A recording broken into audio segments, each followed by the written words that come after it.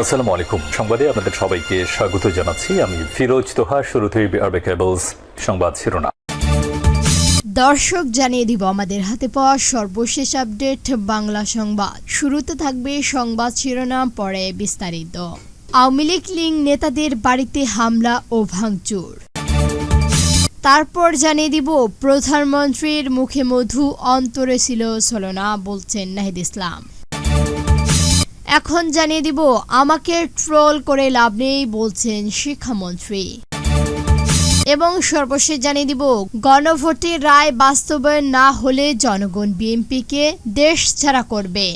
দর্শক, এতক্ষণ শুনছিলেন সংবাদ শিরোনাম, এখন শুনবেন বিস্তারিত জানার আগে আপনি যদি আমাদের চ্যানেলে নতুন এসে থাকেন তাহলে অবশ্যই চ্যানেলটিকে সাবস্ক্রাইব করবেন। আর ভিডিওটি আপনি কোন জেলা থেকে দেখছেন এবং শুনছেন অবশ্যই কমেন্ট বক্সে লিখে যাবেন।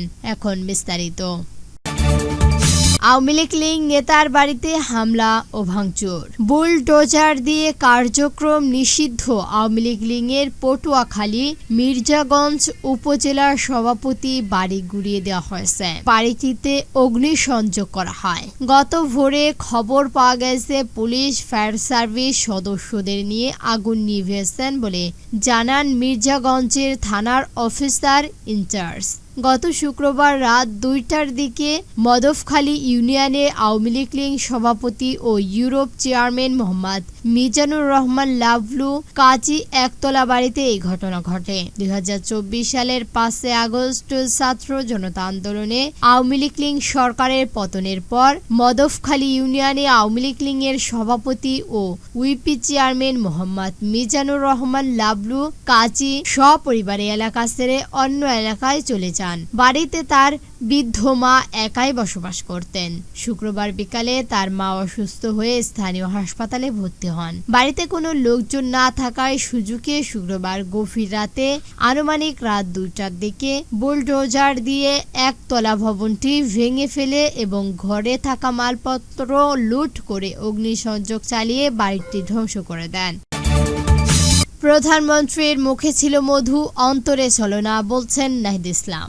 জাতীয় নাগরিক পার্টি এনসিবির আহ্বায়ক ও বিরোধী দলীয় চিফ হুইপ নাহিদ ইসলাম বলেছেন, গণভোটের রায়ে আমাকে সরকার জুলাই সনদ বাস্তবায়ন না করলে গণ আন্দোলন থেকে গণ অভ্যুত্থানের কর্মসূচিতে যেতে বাধ্য হবে না। শনিবার বিকালে বরিশাল কেন্দ্রীয় ঈদগাহ ময়দানে 11 দলীয় জোটের বিভাগীয় সমাবেশে বিশেষ অতিথির বক্তব্যে তিনি এসব কথা বলেন। নাহিদ ইসলাম অভিযোগ করে বলেন, প্রধানমন্ত্রী তারেক রহমানের বক্তব্যের সঙ্গে কাজের মিল নেই। তিনি বলেন, প্রধানমন্ত্রীর মুখে মধু, অন্তরে ছলনা। ভোট গণনা জুলাই সনদের পক্ষে, জনগণ রায় দেওয়ার পর তা বাস্তবায়ন করা হচ্ছে না, অথচ বলা হচ্ছে জুলাই সনদ অক্ষরে অক্ষরে বাস্তবায়ন করা হবে। তিনি বলেন, আমরা এখনো হরতাল অবরোধের মতো কর্মসূচির ঘোষণা করিনি, তবে প্রয়োজন হলে এই ধরনের কর্মসূচি দেওয়ার প্রস্তুতি রয়েছে। আমরা এমন পরিস্থিতি চাইনি, কিন্তু সরকার ও প্রধানমন্ত্রী পরিস্থিতিকে সেদিকেই ঢেলে দিচ্ছে। এনসিবির আহ্বায়ক আরো বলেন, প্রধানমন্ত্রী অনেক ভালো ভালো কথা বলেন, কিন্তু জনগণ এখনো কথার সঙ্গে কাজের মিল দেখতে চায়। বাংলাদেশের মানুষ আপনাকে ক্ষমতায় বসে আছে, এর অর্থ এই নয় যে জনগণের সঙ্গে ছলনা করে যাবেন। বিএনপির সমালোচনা করে নাহিদ ইসলাম বলেন, বিএনপি গত 16 বছর গণতান্ত্রিকের জন্য আন্দোলন করেছে, কিন্তু 2024 সালের 5 আগস্টের পর থেকেই তার গণতান্ত্রিক বিপরীত পথে হাঁটছে। মূলত তারা জনগণের জন্য নয়, ক্ষমতার ও নিজের স্বার্থের জন্য রাজনীতি করেছেন। তিনি বলেন, নির্বাচনের মাধ্যমে ক্ষমতা নিজের নিয়ন্ত্রণে নেওয়ার পর বিএনপি এখন সংবিধান সংস্থান কমিশনের কথা বলে যাচ্ছেন না, 31 দফার কথাও বলছেন না। সংবিধান সংশোধনের নামে কোনো প্রশাসন দেশের মানুষ মেনে নেবে না। বিরোধী দলীয় চিফ হুইপ আরো বলেন, বিএনপি তাদের নির্বাচনীয় ইশতেহার 18 মাসের 1 কোটি কর্মসূচি স্থান এবং প্রতিশ্রুতি দিয়েছিল। এর মধ্যে 5 মাস পর হয়েছে, কিন্তু কতগুলো কর্মসূচি স্থান হয়েছে, কতজন চাকরি পেয়েছে তার হিসাব দিতে হবে। তিনি অভিযোগ করেন, সাধারণ মানুষের কর্মসংস্থান নিশ্চিত করতে হবে, বরং চাঁদাবাজি সুযোগ তৈরি হয়েছে। ছাত্রদল, যুবদল, নেতাকর্মী কাট হয়েছে, দলের লোকজন কর্মসংস্থান নিশ্চিত হয়েছে। আমাকে টোল করে লাভ নেই বলছেন শিক্ষামন্ত্রী। শিক্ষামন্ত্রী ডক্টর আনম এহনাসুল হক মিলন বলেছেন, আমরা জাতিকে সুশিক্ষিত করার দায়িত্ব পেয়েছি। টোল বা অপবাদ দিয়ে লাভ নেই। আমাদের দায়িত্ব থেকে বিস্মৃত করা যাবে না। শনিবার দুপুরে নওগাঁ সদর উপজেলার অডিওটলিয়ার নওগাঁ বিশ্ববিদ্যালয়ের শিক্ষা কার্যক্রম উদ্বোধনী অনুষ্ঠানে প্রধান অতিথির বক্তব্যে সব কথা বলেন তিনি। শিক্ষা ভবনকে বাদ দিয়ে যারা উচ্ছৃঙ্খলতার কথা বলে সামাজিক উস্কানি দিতে চায়, আমাদের এই তরুণ প্রজন্ম তাদের ব্যর্থ করে দেবে বলেও মন্তব্য করেন তিনি। শিক্ষামন্ত্রী বলেন, বাংলাদেশের শিক্ষার্থীরা মেধাবী। পৃথিবীর ভিন্ন প্রান্ত থেকে মানুষ পড়াশোনা করতে আসবে। বাংলাদেশে সেভাবেই বিশ্ববিদ্যালয় তৈরি করা হচ্ছে। এর আগে শিক্ষামন্ত্রী শহরের বরুণকান্দি এলাকার বিশ্ববিদ্যালয়ে অবস্থিত ক্যাম্পাসের নাম ফলক উন্মোচিত করেন।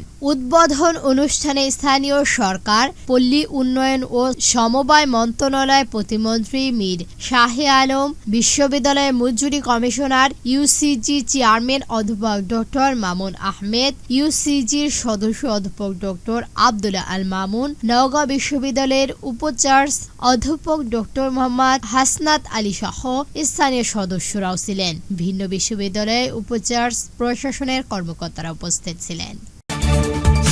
গণভোটের রায় বাস্তবায়ন না হলে জনগণ বিএনপিকে দেশ ছাড়া করবে। খেলাফত মজলিসের আমির মাওলানা মোহাম্মদ মামুনুল হক বলেছেন, গণভোটের রায় বাস্তবায়ন ব্যর্থ হলে বিএনপিকে জনগণের কঠোর প্রতিক্রিয়ার মুখে পড়তে হবে। তার ভাষায়, অতীতে যেভাবে একটি সরকারকে জনগণের ক্ষমতা থেকে তাড়িয়ে দিয়েছিলেন, এভাবেই প্রয়োজন হলে বিএনপিকেও জনগণ দেশ ছেড়ে পালাতে সাহায্য করবে। শনিবার বিকালে কুষ্টিয়ার শিল্পকলা একাডেমি মিলাদ আয়োজিত এক নাগরিক সমাবেশে প্রধান অতিথির বক্তব্যে তিনি এসব কথা বলেন। মামুনুল হক অভিযোগ করেন, জুলাই সনদ স্বাক্ষরের সময় বিএনপি ও অন্তর্বর্তী সরকারের কিছু ব্যক্তিত্ব অন্যান্য রাজনৈতিক দলকে না জানিয়ে গোপনে একটি সারা সংঘর্ষ করেছিলেন। তার দাবি, বিষয়টি রাজনীতির অঙ্গনে প্রতারণার শামিল। গণভোটের রায় বাস্তবায়ন, জ্বালানি তেল ও বিদ্যুতের মূল্য বৃদ্ধি এবং আইন শৃঙ্খলতা পরিস্থিতি অনিয়মিত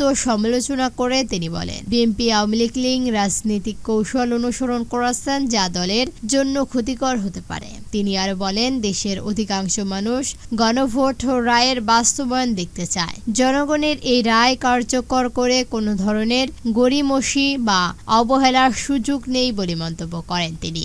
জুলাই আন্দোলনের প্রসঙ্গে ঢেলে খিলাফত মজলিসের এই নেতা বলেন, আন্দোলন সূচি হয়েছিল 2013 সালের 5 মে শাপলা চত্বরে এবং তা পরিণত পেয়েছিল জুলাই আন্দোলনের মাধ্যম দিয়ে। তার দাবি, বিএনপি সেই আন্দোলনের অংশীদার হলেও বর্তমান জুলাই সনদ ও গণভোটের বিষয়টি এড়িয়ে যাওয়ার চেষ্টা করা হচ্ছে। সতর্ক করে বলেন, প্রয়োজন হলে জুলাই সনদ বাস্তবায়নের দাবিতে আবারও গণ আন্দোলন গড়ে উঠতে পারে এবং এমন পরিস্থিতিতে বিএনপির রাজনীতিকর মূল্য দিতে হবে। দর্শক, আজকে সংবাদ ছিল পর্যন্ত। এই ভিডিওটি ভালো লাগলে অবশ্যই একটি লাইক দিবেন আর এরকম নতুন নতুন নিউজ পেতে আমাদের চ্যানেলটিকে সাবস্ক্রাইব করে আমাদের সঙ্গেই থাকবেন। ভিডিওটি সম্পূর্ণ দেখার জন্য ধন্যবাদ।